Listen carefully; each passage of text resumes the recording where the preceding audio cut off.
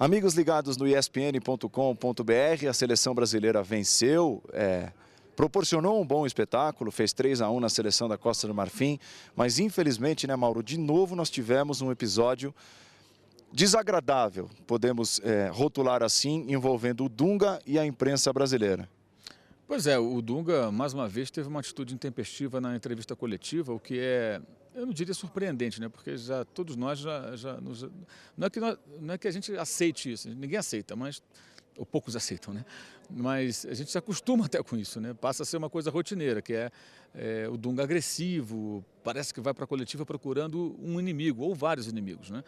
É uma questão que me parece que transcende a discussão do futebol, é algo para especialistas na mente humana analisarem, porque depois de uma vitória convincente do Brasil, uma vitória em que ela foi alcançada muito em função, inclusive, da filosofia de jogo por ele adotada, que é baseada numa defesa sólida, e a defesa foi muito bem, os dois zagueiros, o goleiro Júlio César, os volantes, né, os questionados, Felipe Melo e Gilberto Silva foram bem. O Felipe Melo fez um primeiro tempo muito bom, por sinal. Ou seja, tudo aquilo que o Dunga pregou funcionou. E o jogo se resolveu em cima de 2, 3 jogadores mais talentosos que ele escala, Kaká, Robinho e o artilheiro Luiz Fabiano. Então, depois de uma noite praticamente perfeita, só não foi perfeita por conta da expulsão do Kaká, que aliás ele poderia ter evitado se sacasse o Kaká antes do tempo, estava na cara que o Kaká ia acabar tomando cartão, porque estava muito nervoso entrando na pilha dos jogadores marfinenses. Ele tem esse tipo de atitude. Foi hostil com um companheiro nosso, né, o Alex Escobar, da TV Globo, que, segundo relatos dos companheiros que lá estiveram, não o hostilizou, não o provocou, teve lá uma reação que ele entendeu como provocação e disparou ironia e depois sussurrou palavrões que foram detectados por quem estava lá pelo sistema de áudio da sala de entrevistas. É algo complicado porque esse tipo de atitude pode tornar as coisas mais difíceis no momento em que o Brasil não vá bem, né? Tem algum tipo de problema, enfim. Acho que o Dunga precisa realmente procurar um certo equilíbrio, não só com relação à imprensa, como ele lida com a imprensa, mas também na beira do campo. O que vimos ontem foi um Dunga nervosíssimo, né?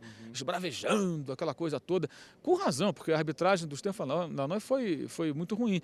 Mas foi ruim também para os jogadores africanos, porque o gol do Luiz Fabiano, o segundo, foi com os braços ajudando a controlar a bola.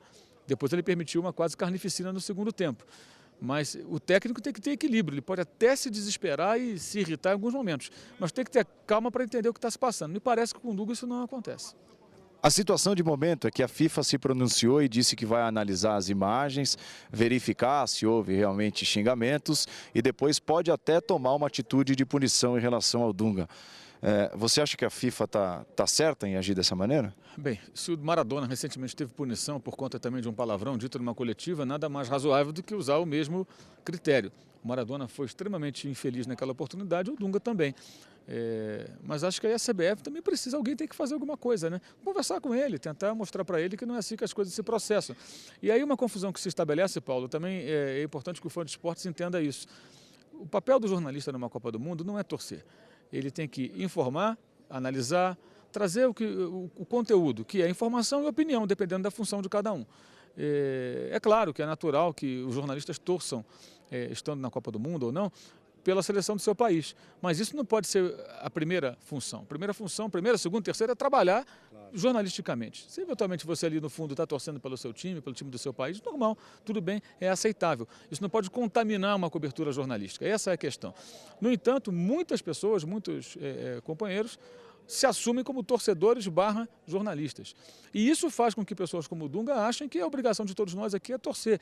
E quando eles acham que tem que torcer, acham que a gente tem que distorcer a realidade e, em outros momentos, esconder o que acontece. Foi o que ocorreu quando a imprensa toda, obviamente, mostrou e noticiou o pequeno desentendimento do Daniel Alves com o Júlio Batista no treinamento coletivo na semana passada, algo normal, e que o Dunga ficou irritado. O que ele queria? Que as pessoas escondessem aquilo? Concordo que não era uma confusão, uma desavença para ser supervalorizada. Mas você não pode esconder também. Então essa confusão se estabelece também, em parte por culpa dos personagens do futebol, os boleiros, digamos assim, e também em parte por conta da própria imprensa. Sem dúvida nenhuma. Mais uma então, aqui diretamente de Joanesburgo, Mauro César Pereira e Paulo Andrade para o espn.com.br.